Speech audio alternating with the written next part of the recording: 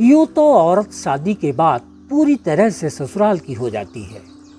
इसके बावजूद उसके दिल के कोने में मायके के लिए जगह अंतिम सांस तक बनी रहती है। बुआ जी भी कुछ ऐसी ही थी। वो वृद्धावस्था में पहुंच चुकी थी, लेकिन उनका मायके के प्रति प्रेम अभी भी जवान था। वो अपने भाइयों को बहुत चाहती थी। बुआ जी के 3 भाई थे। वो अक्सर बुआ जी से मिलने आते रहते थे और अपनी सामर्थ्य के मुताबिक बुआ जी के लिए उपहार भी लाते थे। बुआ जी भी उन्हें खूब प्रेम करती थी। एक बार की बात है, बुआ जी के बड़े बेटे की शादी थी। बुआ जी ने अपने तीनों भाइयों को बुलाया। तीनों भाई यथाशक्ति उपहार लेकर शादी में शामिल होने आए। रात भर बारात में रहने के बाद सुबह वो बुआ जी को बिना बताए चले गए। बुआ जी को जब ये पता चला कि उनके भाई चले गए तो उन्हें बहुत पछतावा हुआ।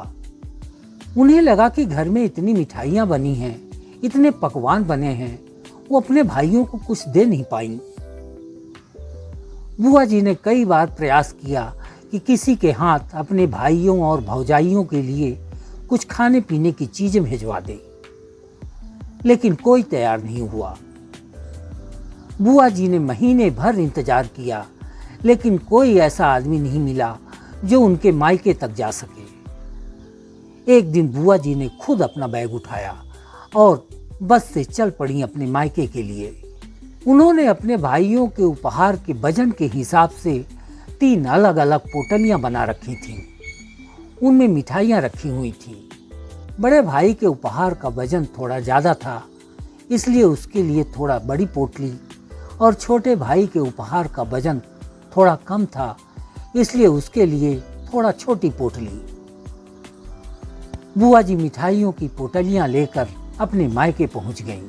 बुआ जी ने भाइयों को मिठाइयां खिलानी चाहिए तो उन्होंने मना कर दिया।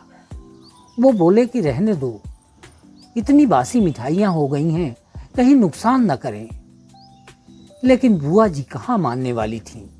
उन्होंने अपने सभी भाइयों और भौजाइयों के मुंह में मिठाइयां ठूंस दी। मिठाइयां खाने के कुछ देर बाद ही सभी का पेट गड़बड़ हो गया। उल्टियां आने लगी। सभी बीमार पड़ गए। हालत ये हो गई कि घर में भोजन तक नहीं बन पाया।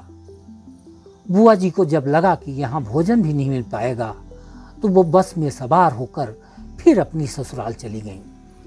ऐसा था बुआ जी का प्रेम।